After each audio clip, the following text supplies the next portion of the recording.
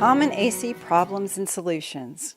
During the summer, when your air conditioner works harder and longer, it's more prone to failures. In this post, we'll look at what you can do if you find your air conditioning unit does not cycle on. Check to make sure it has power, that the circuit breaker has not been tripped, and that the thermostat is on and set to cool mode. If these check out, then here are some possible causes. Number 1. Perhaps the system has frozen up. You might see ice on the inside or outside unit. This is typically a sign that there is a refrigerant leak, but it could also be a sign that the ductwork is blocked or a dirty air filter. Turn the system off, turn the thermostat to fan, and wait for the ice to defrost, which may take several hours. Meanwhile, call an AC professional. Number 2.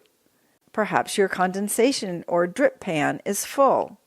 When condensate drips from the evaporator into the drip pan, the excess water should be carried away via pipes to the outside.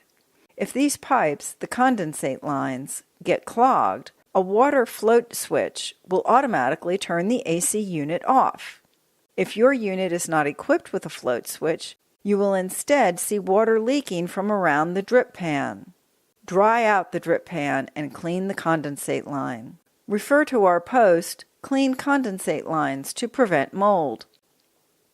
If you live in the Nashville area and are experiencing this or any other symptoms with your HVAC system, call on Interstate AC Service at 615-832-8500. We're here for you.